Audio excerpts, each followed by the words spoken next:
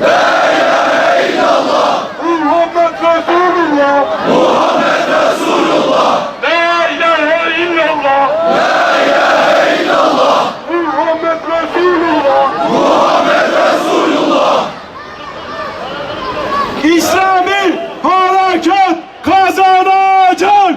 İslami hareket kazanacak. İslami hareket kazanacak. Mescid-i Aksa onurumuzdur. Mescid-i Aksa onurumuzdur. Mescid-i Aksa onurumuzdur. Vur vur Kasım vur, Siyonizme vur. Vur vur Kasım vur, Siyonizme vur. Vur vur Kasım vur, Siyonizme vur. Katil ABD Orta Doğu'dan defol. Katil ABD Orta Doğu'dan defol. Katil ABD Orta Doğu'dan defol. Katil İsrail Filistin'den defol. Katil İsrail Filistin'den defol. Katil Bismillahirrahmanirrahim. Ya eyyühellezine amenu ittakullaha hakka tukatihi ve la temutunne illa ve entum muslimun. Gazze'de ümmetin aslanları Aksa tufanı ile vahşi çeteye karşı büyük bir cephe açmış ve işgalcinin yenilmezlik algısını yerle bir etmişlerdir. Aksa tufanı ile açılan bu cephe göstermiştir ki İsrail'in ellerinde doğru dürüst silah bulunmayan, yalın ayakla savaşan mücahitlere karşı bir varlık gösteremediği ortaya çıkmıştır. Ancak ne var ki Siyonistler ABD ve müstekbir güçlerin desteğini yanına alarak insanlık dışı bir vahşete ve hiçbir ahlaki kural gözetmeden her türlü cürmü işlemekten geri durmuyorlar.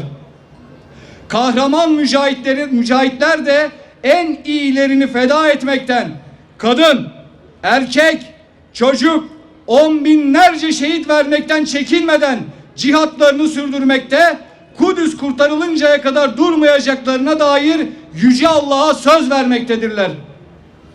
Bizler Bursa Gazze Dayanışma Platformu olarak bu mukaddes cihada, ümmetin kurtuluş savaşına, Kudüs ve Filistin'in, Gazze'nin özgürlük mücadelesine her şekilde, her platformda, her ortamda destek olacağımıza söz veriyor ve bu çabadan geri durmayacağımızı ilan ediyoruz. Kudüs'ün kurtuluşu için kıyam etmiş, feryatlarıyla ümmeti yardıma çağıran kahraman kardeşlerimizin imdadına koşma, bir yardımcı yok mu diyen mazlum, müstazaf kadınlar, erkekler ve çocuklar için ayağa kalkma zamanıdır.